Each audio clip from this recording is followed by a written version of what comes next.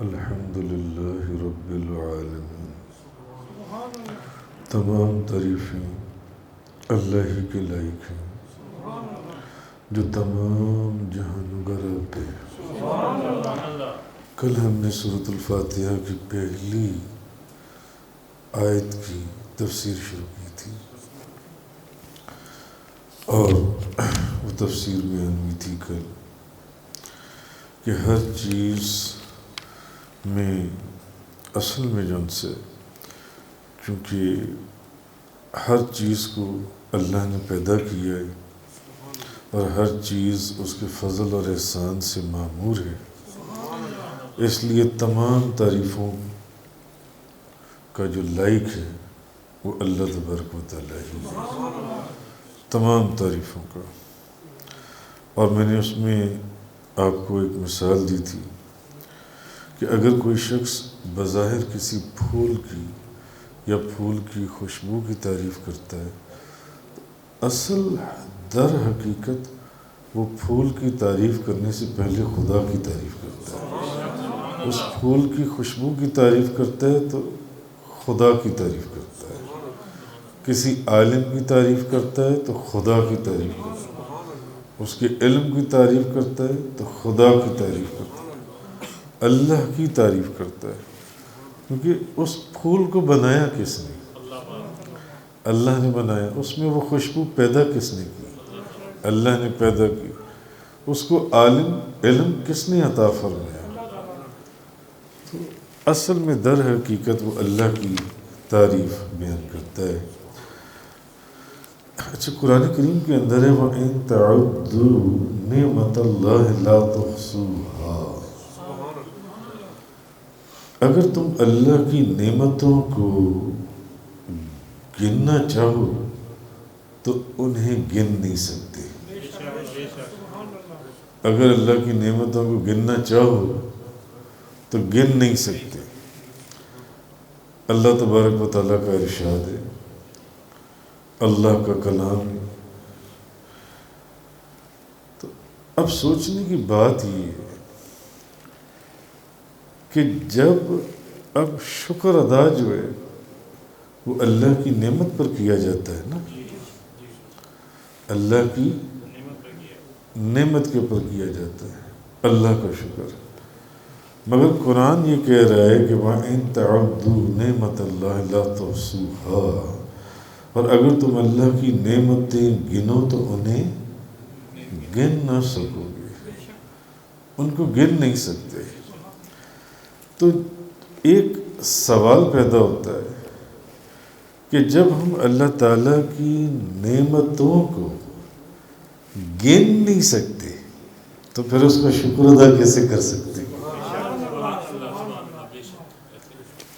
جب ہم اللہ کی نعمتوں کو گن ہی نہیں سکتے، جتنی اس نے آپ کو نعمتیں عطا فرمائی ہیں، صرف آپ کو جو نعمتیں عطا فرمائی ہیں، ان کو پتہ نہیں کتنی عطا فرمائی ہیں، ان کو پتہ نہیں کتنی لاکھوں کروڑوں اربوں ہمارے لیے ان گنت، اس کے لیے نہیں۔ جب آپ اس کی نعمتوں کو گن نہیں سکتے تو پھر آپ اس کا شکر ادا کیسے کر سکتے ہیں؟ کر سکتے ہیں ہم اس کا شکر ادا؟ اچھا، پھر اللہ تعالیٰ کی دی ہوئی توفیق اور قدرت کے بغیر اللہ تعالیٰ کا شکر ادا نہیں ہو سکتا۔ اللہ آپ کو توفیق دے گا تو آپ اس کا شکر ادا کریں گے۔ اللہ آپ کو شکر ادا کرنے کے اوپر قدرت دے گا تو آپ اس کا شکر ادا کریں گے نا، یا اس کی قدرت دیے بغیر اور اس کی توفیق دیے بغیر آپ اس کا شکر ادا کر سکتے ہیں؟ بتائیے۔ تو آپ نے جس نعمت کے اوپر شکر ادا کرنا ہے، غور کیجئے گا، جس نعمت کے اوپر آپ نے اللہ کا شکر ادا کرنا ہے، اللہ تعالیٰ نے اس نعمت کے اوپر آپ کو توفیق دینی ہے تو آپ نے شکر ادا کرنا ہے نا۔ اللہ نے آپ کو اس کے اوپر قدرت دینی ہے تو آپ نے اس کا شکر ادا کرنا ہے نا، یا اس کی قدرت کے دیے بغیر آپ اس کا شکر ادا کر سکتے ہیں، یا اس کی توفیق دیے بغیر آپ اس کا شکر ادا کر سکتے ہیں؟ نہیں کر سکتے، تو پھر جب آپ نے کسی ایک نعمت پر اس کا شکر ادا کیا، کسی ایک نعمت پر اس کا شکر ادا کیا، تو اب آپ نے یہ تو تسلیم کر لیا کہ یہ اس کی دی ہوئی توفیق کی وجہ سے میں نے اس کا شکر ادا کیا ہے، ایسا ہے یا نہیں؟ آپ نے یہ بھی قبول کر لیا کہ اس کی دی ہوئی قدرت جو اس نے آپ کے جسم کو طاقت عطا فرمائی ہے کہ آپ زبان ہلا سکیں، ہاتھ اٹھا سکیں اور اس کی بارگاہ میں شکر ادا کر سکیں، اس کی دی ہوئی قدرت کے بغیر آپ اس کا شکر ادا بھی نہیں کر سکتے۔ تو معلوم ہوا کہ آپ نے اس کا شکر ادا اس کی دی ہوئی توفیق سے کیا اور اس کی دی ہوئی قدرت اور طاقت سے آپ نے اس کا شکر ادا کیا۔ تو اب جب آپ نے اس کا شکر ادا کیا تو اس میں دو چیزیں اور آ گئیں، ایک نعمت جو اس نے آپ کو توفیق عطا فرمائی، دوسری نعمت جو اس نے آپ کو قدرت عطا فرمائی، طاقت عطا فرمائی کہ آپ اس کا شکر ادا کریں۔ اب آپ نے تو جس بھی نعمت کا شکر ادا کیا، اب اس کے بعد اس نے جو آپ کو اس نعمت کے اوپر شکر ادا کرنے کی توفیق اور قدرت عطا فرمائی، اس کا شکر ادا کون کرے گا؟ بتائیے، اس کا شکر ادا کون کرے گا؟ تو اگر اس کا شکر ادا کریں گے تو مفسرین لکھتے ہیں قرآن کریم کی، وہ لکھتے ہیں کہ اگر اس کا شکر ادا کریں گے اس دی ہوئی توفیق کا اور اس دی ہوئی قدرت کا، تو اس کے اوپر بھی جب اب ان دو چیزوں کا شکر ادا کریں گے تو ان کے اوپر بھی تو اللہ ہی نے آپ کو توفیق دی اور قدرت دی، تو پھر ان کا شکر ادا کون کرے گا؟ تو پھر آپ چلتے چلے جائیں تو پھر اس سے ثابت یہ ہوا کہ کوئی انسان در حقیقت خدا کی دی ہوئی کسی ایک نعمت کا بھی شکر ادا کر ہی نہیں سکتا، کسی ایک نعمت کا۔ میں نے آپ کو کل ایک مثال دی تھی، بڑی زبردست ایک مثال تھی۔ اگر ایک بھوکے کو بھوک لگی ہے، آپ نے سوچا کہ یار اس کو کھانا کھلا دو، آپ نے اس کو کھانا کھلا دیا،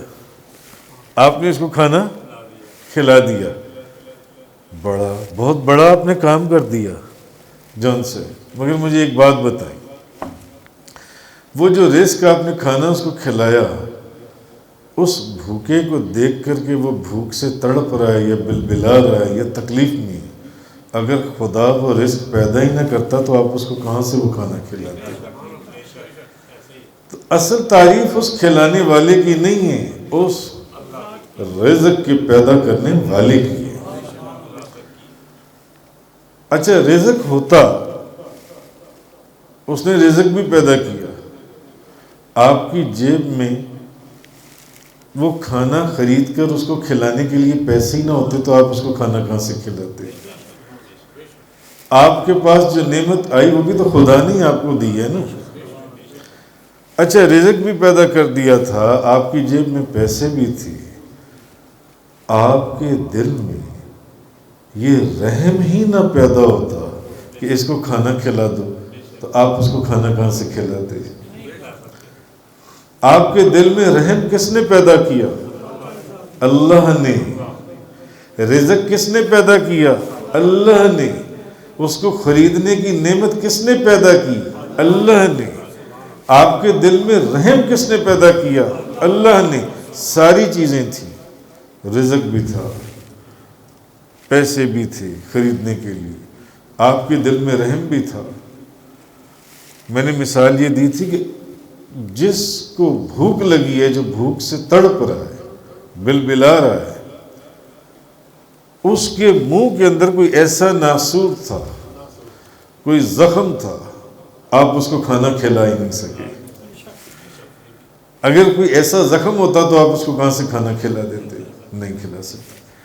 تو اصل میں آپ نے اس کو کھانا کھلا دیا، رزق تھا کھلا دیا، پیسے تھے خرید کر کھلا دیا، آپ کے دل میں رحم تھا کھلا دیا، اس کے منہ میں کوئی تکلیف بھی نہیں تھی، کھلا دیا۔ مگر حقیقت یہ ہے کہ اگر وہ رزق پیدا نہ اللہ کرتا تو آپ کہاں سے کھلاتے؟ آپ کو اتنی توفیق ہی نہ دیتا تو آپ اس کو کہاں سے کھلاتے؟ آپ کے دل میں رحم ہی نہ پیدا کرتا تو آپ اس کو کہاں سے کھلاتے؟ اس کو کھانے کی توفیق ہی نہ دیتا تو آپ اس کو کہاں سے کھلاتے؟ تو اصل چیز جو ہے الحمدللہ رب العالمین کہ تمام تعریفوں کا اصل میں مستحق اللہ کی ذات ہے، اللہ کی ذات ہے۔ تو آپ اس کی کسی نعمت کا شکریہ ادا نہیں کر سکتے، کسی نعمت کا، یہ ثابت ہو گیا، کسی نعمت کا آپ اس کا شکریہ ادا نہیں کر سکتے۔ تفسیر کبیر کے اندر امام فخر الدین رازی فرماتی ہیں حضرت داؤد علیہ السلام نے اللہ سے عرض کیا کہ خدایا میں تو تیری کسی ایک نعمت کا شکر ادا کر ہی نہیں سکتا، کر ہی نہیں۔ اور یہ میٹافوریکلی نہیں ہے، محاورتاً، یہ کیلکولیٹڈ ہے۔ جو میں نے آپ کو مثال دی ہے کہ آپ تعریف نہیں کر سکتے، آپ اس کی کسی نعمت کا شکریہ ادا نہیں کر سکتے، کیونکہ آپ اس کی جس نعمت پر بھی شکریہ ادا کریں گے اس شکریہ ادا کرنے کے اندر آپ کو اس کا شکر ادا کرنے کی توفیق دینے والا کون ہے؟ اللہ۔ اور وہ قدرت اور طاقت دینے والا کون ہے کہ آپ اس کا شکر ادا کریں؟ پھر اب جب آپ وہ کرتے چلے جائیں گے تو کیلکولیٹ کریں، آپ اس کی کسی ایک نعمت کا بھی شکر ادا نہیں کر سکتے، اللہ کی کسی ایک نعمت کا آپ شکر ادا۔ تو حضرت داؤد علیہ السلام نے کہا کہ یا اللہ کہ میں تو تیری کسی ایک نعمت کا بھی شکر ادا نہیں کر سکتا، کجا غیر متناہی نعمتیں، لاکھوں کروڑوں نعمتیں جو تو نے ہمیں عطا فرمائی ہیں۔ اللہ تعالیٰ نے حضرت داؤد علیہ السلام کو اس کا جواب عطا فرمایا۔ اللہ پاک نے فرمایا داؤد، اے داؤد تم نے جان لیا، تم نے جان لیا کہ تم ہماری نعمتوں کا شکر ادا کرنے سے عاجز ہو، تم میری نعمتوں کا شکر ادا نہیں کر سکتے، تم عاجز ہو، تو سمجھو ہمارا شکر ادا ہو گیا، ہمارا شکر ادا ہو گیا، تب سمجھو کہ ہمارا شکر ادا ہو گیا۔ بس تم اپنی قدرت اور طاقت کے مطابق ہمارا شکر ادا کرتے رہو۔ اور ایک قول یہ ہے جو مفسرین نے لکھا ہے کہ اللہ تعالیٰ کو ازل میں علم تھا، اللہ کو ازل میں علم تھا کہ میرے بندے، میری مخلوق اس کی حمد کرنے سے عاجز ہے، وہ میری حمد نہیں کر سکے، ان میں اتنی استطاعت نہیں، وہ میری ایک نعمت کی شکر ادا نہیں کر سکتے۔ اس لیے مفسرین فرماتی ہیں کہ اللہ تعالیٰ نے اپنی حمد خود ہی، اپنا شکر ادا، اپنی حمد خود ہی بیان کر دی۔ الحمدللہ رب العالمین فرما کر اپنی حمد خود ہی بیان کر دی۔ تو مفسرین نے لکھا ہے کہ اللہ کو ازل میں علم تھا کہ میری مخلوق میرا شکر ادا نہیں کر سکتی، اس لیے اللہ نے الحمدللہ رب العالمین فرما کر خود ہی جو ان سے وہ فرما دیا کہ خود اپنی حمد خود بیان کر دی اللہ تعالیٰ نے جن سے۔ اچھا ایک بات بتائیں کہ نبی کریم صلی اللہ علیہ وسلم سے بڑھ کر اللہ کی ذات اور صفات اور اس کی نعمتوں کا کوئی عارف ہو سکتا ہے؟ نبی کریم صلی اللہ علیہ وسلم سے بڑھ کر سارے علماء پیچھے رہ گئے، اوپر اولیاء شروع ہو گئے، غوث قطب ابدال قلندر پیچھے رہ گئے، اوپر تابعین شروع ہو گئے، تبع تابعین، پھر صحابہ کرام، پھر انبیاء کرام، پھر نبی کریم صلی اللہ علیہ وسلم۔ تو نبی کریم صلی اللہ علیہ وسلم سے بڑھ کر اللہ کی نعمتوں کا کوئی عارف ان کو پہچاننے والا ہو سکتا ہے؟ نبی پاک صلی اللہ علیہ وسلم سے بڑھ کر، جی حضور سے بڑھ کر اس کی حمد کرنے والا اور کون ہو سکتا ہے بتائیے جی؟ مگر اس کے باوجود صحیح مسلم شریف کے اندر ہے کہ نبی کریم صلی اللہ علیہ وسلم یہ دعا کیا کرتے تھے کہ لا احصی ثناء علیک انت کما اثنیت علی نفسک، میں تیری ایسی ثنا نہیں کر سکتا جیسی ثنا تو خود اپنی کرتا ہے۔ اگر نبی کریم صلی اللہ علیہ وسلم فرما دیں تو پھر ہم کس کھیت کی مولی ہیں بتائیں؟ ہم اللہ کا شکر ادا کر سکتے ہیں؟ ہم اس کی حمد کر سکتے ہیں؟ کوئی اس چیز کا دعویٰ نہیں کر سکتا اس کے شکر ادا کرنے کی، اس کی حمد بیان کر۔ حضرت ابو ہریرہ رضی اللہ تعالیٰ عنہ بیان کرتی ہیں نبی کریم صلی اللہ علیہ وسلم نے فرمایا جس کلام کی ابتدا الحمدللہ سے نہیں کی جائے گی وہ ناتمام رہے گا، وہ مکمل نہیں ہوگا۔ اور حضرت ابو ہریرہ سے ایک اور روایت ہے، وہ سنن ابو داؤد شریف کے سنن ابن ماجہ، نبی کریم صلی اللہ علیہ وسلم نے فرمایا کہ جس کام کی ابتدا الحمدللہ سے نہیں کی گئی وہ کام مکمل نہیں ہوگا۔ جس کام کی ابتدا الحمد شریف سے کی گئی وہ کام مکمل ہوگا۔ حضرت ابو موسیٰ اشعری روایت کرتے ہیں کہ نبی کریم صلی اللہ علیہ وسلم نے فرمایا، ترمذی شریف کی حدیث ہے، جب ایک بندے کا بچہ فوت ہوتا ہے، کسی شخص کا بچہ فوت ہوتا ہے، تو اللہ تعالیٰ فرشتوں سے فرماتا ہے تم نے میرے بندے کا بچہ اٹھا لیا؟ وہ کہتے ہیں ہاں۔ اللہ فرماتا ہے تم نے اس کے دل کا ٹکڑا اٹھا لیا؟ وہ کہتی ہیں ہاں۔ اللہ فرماتا ہے کہ جب تم نے ایسا کیا تو میرے بندے نے کیا کیا؟ وہ کہتے ہیں یا اللہ جب ہم نے ایسا کیا تو جب کسی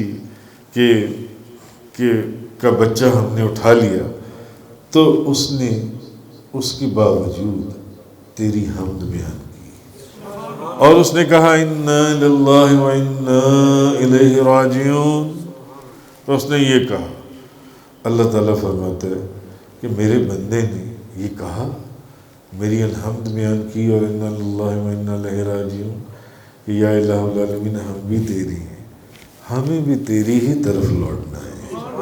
اس نے یہ کہا، فرشتے کہتے ہیں اس نے یہ کہا، اللہ پاک فرماتا ہے میرے اس بندے کے لیے جنت میں ایک گھر بنا دو اور اس کا نام بیت الحمد رکھ دو، اس کا نام بیت الحمد رکھ دو۔ حضرت معاذ بن انس رضی اللہ تعالیٰ عنہ بیان کرتے ہیں نبی پاک صلی اللہ علیہ وسلم نے فرمایا جس شخص نے کھانا کھا کر کہا تمام تعریفیں اللہ کے لیے، جس نے مجھے یہ کھانا کھلایا اور مجھ کو بغیر کوشش اور طاقت کے یہ رزق دیا۔ ہم کھانا کھا کر دعا مانگتے ہیں، کیا دعا مانگتے ہیں؟ شکر الحمدللہ۔ ہم دعا مانگتے ہیں الحمدللہ الذی اطعمنا وسقانا وجعلنا من المسلمین، تمام تعریفیں اس کی ہیں جس نے ہمیں کھلایا، جس نے ہمیں پلایا، جس نے ہمیں مسلمانوں میں پیدا کیا، مسلمانوں میں سے کیا۔ کھانا کھانے کے بعد اللہ کی تعریف کرنا، الحمدللہ الذی اطعمنا، تمام تعریفیں اس اللہ کی جس نے مجھے کھلایا، جس نے مجھے پلایا، اور وہ یہ دعا کرتا ہے اور مجھے مسلمانوں میں کیا تو اس کی تمام پچھلے گناہ بخش دیے جاتے ہیں۔ صرف اتنا کہنے سے، پانی کا گھونٹ پی کر، روٹی کا ایک ٹکڑا اور نوالا کھا کر اتنا کہہ دیں، پتہ نہیں دن میں کتنے گناہ کرتے ہوں گے آپ لوگ، ہاں سارے گناہ معاف۔ نبی پاک صلی اللہ علیہ وسلم کی زبان مبارک سے نکلے اس کے سارے گناہ معاف کر دیے جاتے، تمام پچھلے گناہ معاف کر دیے گئے اس شخص کے جن سے۔ نبی کریم صلی اللہ علیہ وسلم نے فرمایا جب تم الحمدللہ رب العالمین کہتے ہو، یعنی تم اللہ تعالیٰ کا شکر ادا کرتے ہو، جس نعمت کے اوپر، معنی یہ ہے کہ جس نعمت کے اوپر تم اللہ کا شکر ادا کرتے ہو اللہ اس نعمت کو بڑھا دیتا ہے۔ جس نعمت کے اوپر آپ کہو گے الحمدللہ رب العالمین، اللہ اس نعمت کو بڑھا دے گا۔ تو یہ الحمدللہ رب العالمین سورۃ الفاتحہ کی کل جو تفسیر شروع کی تھی ہم نے، آج ہم نے اس کو مکمل کرنے کی کوشش کی ہے۔